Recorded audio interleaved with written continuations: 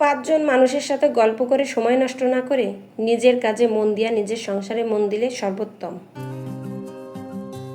আসসালামু আলাইকুম, আমি কেয়া আবার একটা নতুন ব্লগ ভিডিও নিয়ে আপনাদের মাঝে হাজির হয়ে গেলাম। আজকের ভিডিওটাও কিন্তু অনেক বেশি ভালো লাগবে যদি আপনারা মন দিয়ে দেখেন। ভালো লাগলে লাইক কমেন্ট করতে ভুলবেন না। নতুন বন্ধু হলে সাবস্ক্রাইব করে পাশে থাকতে পারেন। এটা আমাদের প্রতিদিনের ডায়লগ, প্রতিদিন আমাদের এটা বলতে হয়, আপনাদেরকে বলে দিতে হয়। আপনারা যদি চান তাহলে লাইক করতে পারেন, না চাইলে কিছুই করার নেই। তো দেখতে পাচ্ছেন এখানে আমি কিছু টুকিটাকি বিস্কিট, চানাচুর, এটা ওটা নিয়ে আসছি আর নুডলস নিয়ে আসছি। তো আমি এগুলো সব কিছু গুছিয়ে নিচ্ছি। আর সব কিছু গোছানো থাকলে, হাতের কাছে থাকলে খুঁজে পেতে সুবিধা হয়, যার কারণে এগুলো সব কিছু আমি এক এক করে গুছিয়ে নিচ্ছি। আর এই যে বাস্কেটের ভিতরে নুডলসগুলো রাখছি, এটা কিন্তু আমি প্যাকেটের ভিতরেও রাখতে পারতাম।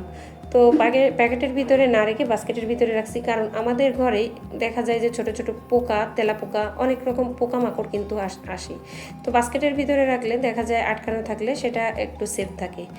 আর এই প্যাকেটের ভিতরে থাকলে যেটা হয়, প্যাকেটের ভিতরে গিয়ে ছিদ্র করে ফেলে। আর এগুলো আমি এই যে যেখানে রাখবো সেই জায়গাটা মুছে নিচ্ছি। এটা দেখা যায় মাঝে মাঝে একটু পরিষ্কার করে নিতে হয়, এতে করে ধুলাবালি যেটা থাকে সেটা পরিষ্কার হয়ে যায়। এটা আমার কিচেনে রেখে দিচ্ছি। আর একটা তাকে আমি শুধু খাবারের আইটেমটা রাখছি, যেগুলো মানে শুধুমাত্র খাবার জিনিস। এই যে মধু দেখতে পাচ্ছেন, এটা আমি অনলাইন থেকে অর্ডার দিয়ে নিয়েছিলাম। মধুটা খারাপ না, ভালোই। তো দুইটা নিয়েছিলাম, একটা খেয়ে প্রায় শেষের পথে, ওটা শেষ হলে এইটা ধরবো। আর এখানে দেখেন কথা বলতে বলতে আমি সবগুলো গুছিয়ে নিলাম। এখন এই যে এই তাকটা শুধু খাবারের আইটেম আমি রাখি। আর উপরে যেটা আছে ওখানে চিনি, চিড়ে, মানে শুকনো আইটেম যেগুলো আছে, ডাল, ওইগুলো আছে। এরপরে আমি হচ্ছে ফ্রিজটা পরিষ্কার করে নিব। তো যেহেতু সামনে ঈদ, ফ্রিজটা পরিষ্কার করে নিব আজকে। আর ফ্রিজ পরিষ্কার করার জন্য সব কিছু আমি কিন্তু বের করে ফেলেছি, এখানে ডাইনিংয়ের উপরে রেখেছি। ফ্রিজটা খুব বেশি নোংরা হয়নি, আমার এই ফ্রিজে বরফ জমে, তো বরফ আর কি গলানোর জন্য, ছাড়ানোর জন্য আমি ফ্যানটা চালিয়ে রাখছি। আর ফ্যানটা চালানোর সাথে সাথেই কিন্তু এই বরফগুলো ছেড়ে দিচ্ছে। আর কিছুদিন আগে আমি ফ্রিজটা পরিষ্কার করেছিলাম, সেই ভিডিওটা আপনাদের সামনে হয়তো শেয়ার করেছি আপনাদের সাথে। তারপরেও আমি আবারও একটু ফ্রিজটা পরিষ্কার করছি। তো ফ্রিজ পরিষ্কার করার মধ্যেই আমার বুয়া খালা যেটা আছে সে আসছিল। তো আসার পরে আমি খালাকে বললাম, খালা তুমি একটু পরিষ্কার করো। তো যা কি বলে, কাকে দিয়েছি রাজার পাট, সে যেভাবে পরিষ্কার করেছে তাতে মনে হলো সে ঘরটা মুছে রেখেছে আর কি। আমি আবার পরিষ্কার করলাম আর ওনাকে বললাম যে যাও, তোমার কাজে তুমি যাও, এটা তোমার কাজ না, এটা আমি করি। ওই যে খালা কাজ করছে, ঘর পরিষ্কার করছে, আর আমি সুন্দর করে পরিষ্কার করে নিলাম। আসলে সবাইকে দিয়ে সব কাজ হয় না, মনের মতো হয় না। এদিকে আমি ফ্রিজ পরিষ্কার করছি, এদিকে কিন্তু রান্নাও করছি। তো অফ ক্যামেরায় রান্নাটা শেষ করে ফেলেছি। রান্না করতে করতে যে অবস্থা হয় রান্নাঘরে একেবারে ছড়ানো অবস্থা। তো রান্না কিন্তু আমার অলরেডি শেষ। আমি রান্না আজকে আপনাদের সাথে শেয়ার করিনি, কারণ ফ্রিজ পরিষ্কার করেছি, এদিকে রান্না করেছি। তো এতটা চাপের মধ্যে শেয়ার করাটা খুবই কষ্ট। আর দেখেন আমি কোথায় উঠে গেছি, মানে আমার কিছু কিছু জিনিস আছে উপরের তাকে রাখতে হয়, তখন আমি এই সেলফের পরেই উঠি, কি আর করা বলেন। তো এই যে আমি সব কিছু পরিষ্কার করে নিলাম, ধুয়ে মুছে একেবারে গরম পানি দিয়ে পরিষ্কার করে নিলাম। আর যেহেতু আমার ইয়েতে টেবিলের উপরে এখনও ফ্রিজের কিছু জিনিস রয়েছে, তাই আমি খাবার দাবার এখানে রেখে দিলাম। আমি আজকে টেবিলে খাবার দাবার এখন নিব না। আর থালা বাসনও আমি মেজে নিচ্ছি, পরিষ্কার করে নিচ্ছি।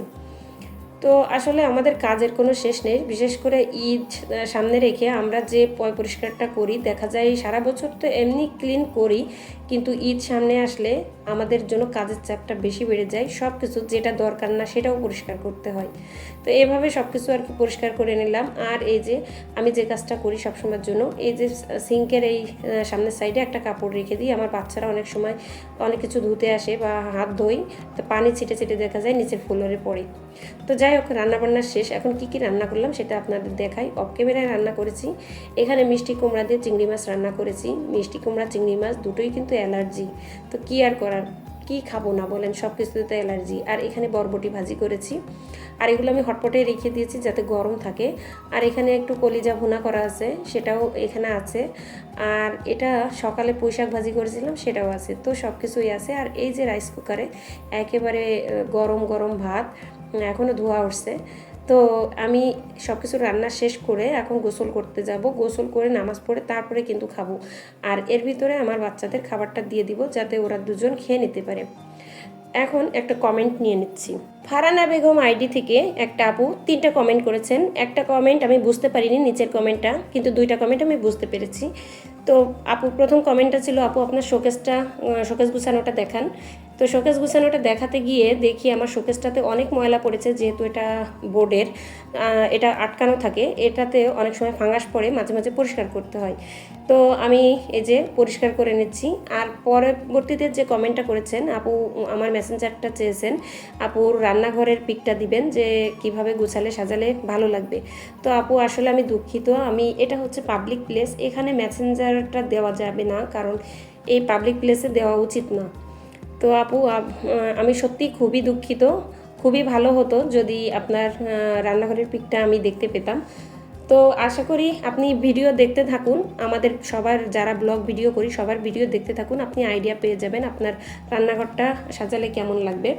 আর দেখেন আমি কথা বলতে বলতে আমি কিন্তু এই যে বোর্ডটা পরিষ্কার করে নিয়েছি। আর এটা হচ্ছে এনামেল পেন্ট করা এই বোর্ড, এটা কিন্তু গর্জনের বোর্ড, উপরে হচ্ছে সেগুনের ফাইবারের বোর্ড, আর ভিতরে হচ্ছে গর্জনের বোর্ড। তো বোর্ডে পানি লাগলে কিন্তু সমস্যা হয়, কিন্তু এটাতে এনামেল পেন্ট করা। আর এনামেল পেন্ট করার আগে যেটা করেন, আগে ভালো করে ঘষে নেয়, তারপরে পুডিং দেয়, তারপরে সেলার দেয়, তারপরে এনামেল পেন্ট করে, যার কারণে এটা কিন্তু একটু সাবান পানি দিয়ে পরিষ্কার করলে এটাতে সমস্যা হয় না, পরিষ্কার হয়ে যায় অনেক বেশি। আর এনামেল পেন্ট এই সাদা রং করার কারণে আমি যে যা কিছুই রাখি না কেন, আমার কিন্তু লাইটের দরকার হয় না, একেবারে পরিষ্কার দেখা যায় আর সুন্দর ফুটে ওঠে।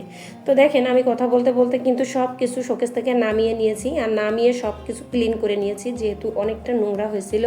তো সব কিছু ক্লিন করে এখন আমি আবার শোকেসে যেভাবে সাজিয়ে রেখেছিলাম সেইভাবেই সাজিয়ে নেব। তো আপু যদি আপনি আমার ভিডিওটা দেখেন আমি কিভাবে সাজাই, তো সেটাই দেখাচ্ছি। যেহেতু আমার অল্প প্লেট বাটি সব কিছুই অল্প, এখানে যাতে সুন্দর দেখা যায় বা একটু বেশি দেখা যায়, তার কারণে আমি এইভাবে রাখি, সোজা করে রাখি। আমি এখানে কোনো র্যাক ছাড়া, মানে দানি ছাড়াই কিন্তু সরাসরি বসিয়েছি।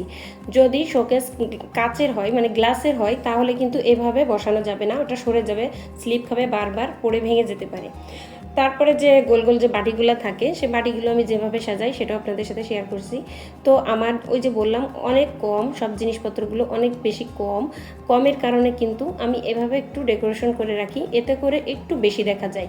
আমার যে চারটা তাকের ভিতরে দেখা যায় 5টা তাকের ভিতরে 4টা তাক কোনোরকম থাকে, আর উপরের তাকটা একেবারে খালি।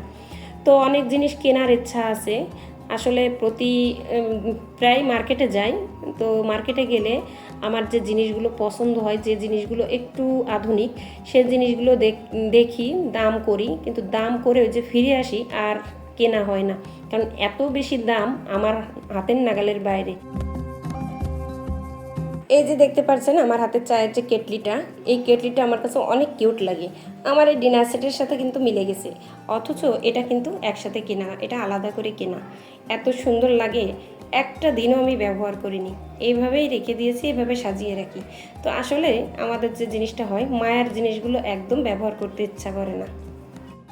এখন ফাইনালি সব কিছু পরিষ্কার করে নিয়েছি, একেবারে ধুয়ে মুছে ক্লিন করে নিয়েছি। আর বাতাসে কিন্তু আমি সারা রাতের জন্য শুকিয়েছি, সকালে উঠে একটু আপনাদের সাথে আর কি শেয়ার করছি। পুরা পাল্লাগুলো খোলা ছিল, খুলে বাতাসে শুকিয়েছি। আর এই যে মাঝে মাঝে কিন্তু খুলে দিতে হয়, না হলে এই বোর্ডগুলোতে ভাঙাস ধরে। এখন আপনাদের সাথে একটু শেয়ার করি কোথায় কি বসিয়েছি। উপরে দেখেন, উপরের অংশে আমি কাচের যে জিনিসগুলো আছে সেগুলো, কাচের গ্লাস আর কাচের ওই যে বাটিগুলো আছে, এগুলো আর কি বসিয়েছি একেবারে চতুর্থ তাকে। পঞ্চম তাক, একদম লাস্টের তাক কিন্তু ফাঁকা, সে তাকে কোনো কিছু বসাইনি। আর এই যে পরের তাকটাতে আমি এই যে চায়ের কাপ আছে, 2টা ভেঙে গেছে, আর গ্লাস মানে মগ যেগুলো আছে সেগুলো বসিয়েছি, আর পিছনে প্লেটগুলো সাজিয়েছি।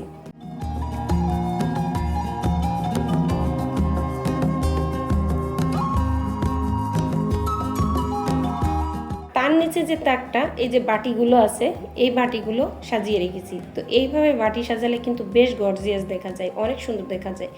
আর এই যে এই বাটিটা কিন্তু আমার ডিনার সেটের সাথেই, এই প্লেটের সাথেই। তো অনেকগুলো ভেঙে গেছে, অনেকগুলো আছে, এই ভাঙাচোরার মধ্যে দিয়েই যা আছে সেগুলো সাজিয়েছি। আর এই যে এইগুলো কিন্তু আমার কাছে অনেক কিউট লাগে। এটাতে আমি পায়েস বা ফিরনি এই ধরনের খাবার খাই। আর একদম যে নিচের তাকে এখানে আমি ট্রেগুলো রেখেছি আর প্লেটগুলো রেখেছি। তো এখানে কয়েক প্রকার ট্রে আছে, এখানে রাইস ট্রে আছে, আর এই যে কেটলি, আর একটা জিনিস এই যে চিলুনসি। আপনারা হয়তো সবাই জানেন চিলুনসি কী জিনিস। তো এটা রাখছি, এটা শুধুমাত্র শো। তো এই দুইটা কিউট জিনিস আমার কাছে অনেক বেশি ভালো লাগে, অনেক কিউট লাগে। আর নিচের যে বক্সটা দেখতে পাচ্ছেন এই বক্সে অনেক কিছু আছে। আমাদের বাসার পাশেই এই যে দেখতে পাচ্ছেন গরুর হাট। তো বিশাল কিন্তু গরুর হাট, এখানে দূর থেকে বেশি দেখা যাচ্ছে না। তো এত বেশি গরুর গন্ধ, মানে গোবরের গন্ধ বা গরুর গন্ধ আসছে, মনে হচ্ছে আমরা গোয়াল ঘরে আছি। তো ঘরের ভিতরে একেবারে জানলা দরজা তো আটকে রাখতে হচ্ছে। তারপরে এই যে আমি একটা ওডোনিল দিয়ে রাখছি যাতে ঘরটা একটু সেন্ট হয়, একটু সুগন্ধি হয়। তো কি আর করার, কিছু করার নেই। এপাশে দক্ষিণা বাতাস যখন আসছে, দক্ষিণা বাতাস তো সবসময়ের জন্য আসে, আর গন্ধটা এত বেশি আসছে যে খাইতে গেলেও খেতে পাচ্ছি না, এমন অবস্থা। তো আমি এই ওডোনিলটা রেখে দিচ্ছি ঘরের ভিতরে, যতটুকু আর সুগন্ধি ছাড়াই। তো যাই হোক, কথা বলতে বলতে কিন্তু ভিডিওর লাস্ট পর্যায়ে এখানে আপনাদের কাছ থেকে বিদায় নিয়ে নিয়েছি। সবাই ভালো থাকবেন, সুস্থ থাকবেন, আল্লাহ হাফেজ।